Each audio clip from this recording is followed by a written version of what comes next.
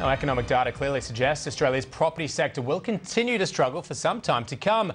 Activity across the building industry declined sharply in August, sweeping the construction sector to its lowest level in 2.5 years.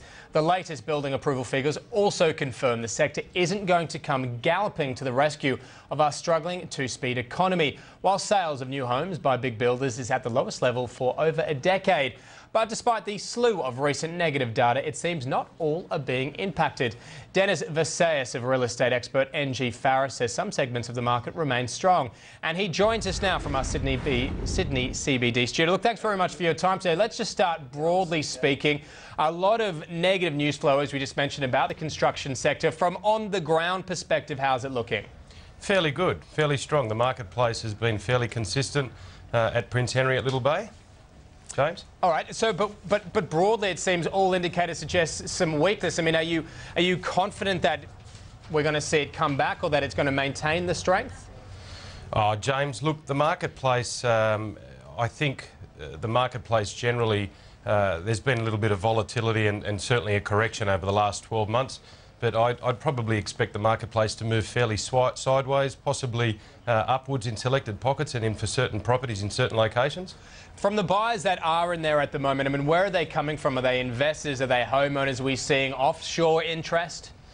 Look, with the Prince Henry development at Little Bay in specific, there's probably about a 70% ratio of owner-occupiers to a 30% ratio of investors. And there's probably about less than 10% of the buyers on the site have been foreign investors. So about 80% of buyers on the entire site have come from within the local marketplace. So a very strong take-up locally. Interesting to note, a lot of concern over the first home buyer market at the moment, obviously interest rates and so forth. I mean, are you hearing anecdotally from the people that you speak to that there is a lack of first home buyers in the market?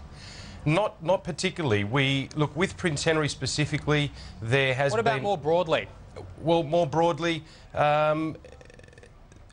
probably fairly consistent across all sectors. I don't think there's been any weakening in the lower end of the market. We recently launched a project known as Apalia. That was a sort of lower to middle price band product from 500,000 to 800,000, and there was 24 out of 30 units sold in probably 4 hours in the first release. Similarly, there was another building released a couple of weeks before it, known as Morella, and that building had a handful of sales in that averaged about $2 million for 3-bedroom apartments. So, generally speaking, over the last sort of quarter, it's been fairly consistent from higher to lower end of the market. Earlier this week, Dennis, we got the New South Wales budget handed down. An interesting point to come out of that was a plan to scrap the stamp duty waiver for first home buyers, that is for existing dwellings. Would you expect that to do as the government hopes and funnel them into buying new dwellings?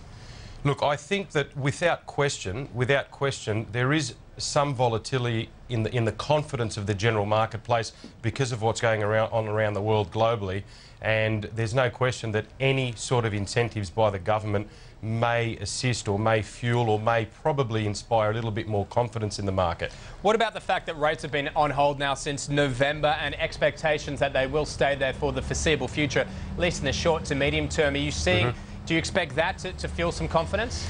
Look, to be honest, James, I think that the marketplace is so conditioned now to interest rates over the last probably 1 to 2 years that buyers generally today are fairly educated, and buyers are actually factoring in a shift in interest rates, whether it be upward or downward, into their transaction, probably for 3 to 5 years of the life of their loan. So I don't expect any significant impact with interest rates. All right, Dennis, thanks for your time today. You're welcome. Thank you, James.